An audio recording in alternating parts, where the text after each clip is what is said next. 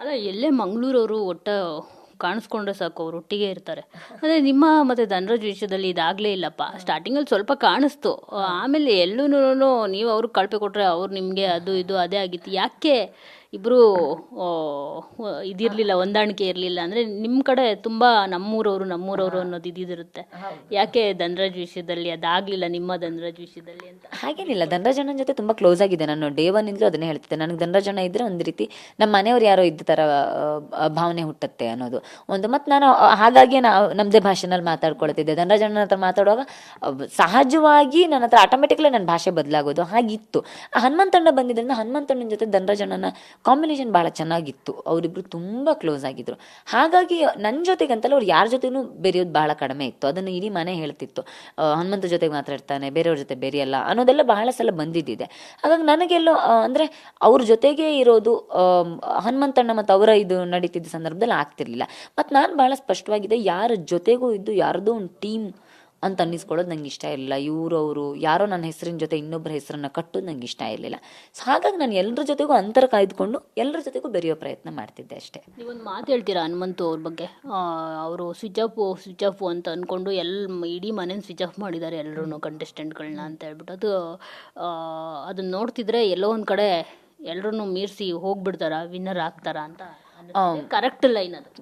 ಅಂದರೆ ಹೌದು, ಆಟ ಅನ್ನೋ ವಿಚಾರ ಬಂದಾಗ ಬಹಳ ಚೆನ್ನಾಗಿ ಆಟ ಆಡ್ತಾ ಸಹಜವಾಗಿ ಬದುಕೋದು ಹೇಗೆ ಅನ್ನೋದನ್ನು ತೋರಿಸ್ಕೊಡ್ತಾ ಇದ್ದಾರೆ ಹನುಮಂತಣ್ಣ. ಹಾಗಾಗಿ ನಂಗೆ ಆ ವಿಚಾರದಲ್ಲಿ ಖುಷಿ ಇದೆ. ಮತ್ತು ನಾನು ಇದನ್ನು ಮೊದಲನೇ ವಾರನೇ ಹೇಳಿದ್ದೆ. ಹನುಮಂತಣ್ಣ ಬಂದ ಮೊದಲನೇ ವಾರ ಸೃಜನ್ ಸರ್ ಬಂದಾಗಲೇ ನಾನು ಹೇಳಿದ್ದೆ, ಬುದ್ಧಿವಂತಿಕೆ ಮತ್ತು ಮುಗ್ಧತೆ ಎರಡು ಜೊತೆಲಿರಲ್ಲ, ಜೊತೆಲೇ ಬಂದಿರೋದು ಹನುಮಂತಣ್ಣಂಗೆ. ಹಾಗಾಗಿ ಸುಲಭದ ಆಟಗಾರ ಖಂಡಿತ ಅಲ್ಲ ಅಂತ. ಸೊ ಮನೆಯವ್ರು ಬಹಳ ಲೈಟಾಗಿ ತೊಗೊಂಡಿದ್ರು ಒಬ್ಬ ಕಾಂಪಿಟೇಟರ್ನ. ಸೊ ಅದರ ಪರಿಣಾಮವನ್ನು ಈಗ ಅವ್ರು ಎದುರಿಸ್ತಿದ್ದಾರೆ ಅಂತ ಅನ್ಸುತ್ತೆ. ಅಲ್ಲ ಎಲ್ಲೇ ಮಂಗಳೂರವರು ಕಾಣಿಸ್ಕೊಂಡ್ರೆ ಸಾಕು ಅವ್ರು ಒಟ್ಟಿಗೆ ಇರ್ತಾರೆ.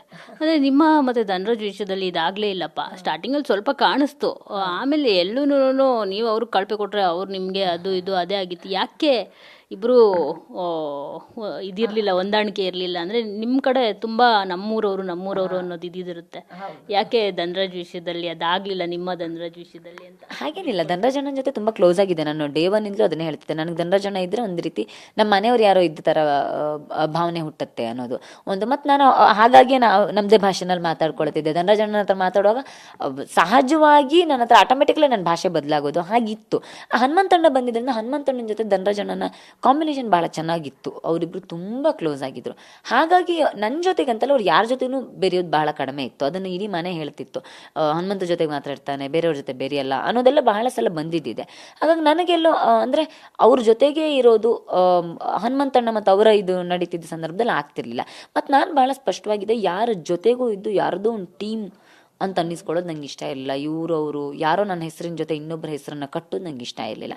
ಸೊ ಹಾಗಾಗಿ ನಾನು ಎಲ್ಲರ ಜೊತೆಗೂ ಅಂತರ ಕಾಯ್ದುಕೊಂಡು ಎಲ್ಲರ ಜೊತೆಗೂ ಬೆರೆಯೋ ಪ್ರಯತ್ನ ಮಾಡ್ತಿದ್ದೆ ಅಷ್ಟೇ. ನೀವೊಂದು ಮಾತು ಹೇಳ್ತೀರಾ ಹನುಮಂತು ಅವ್ರ ಬಗ್ಗೆ?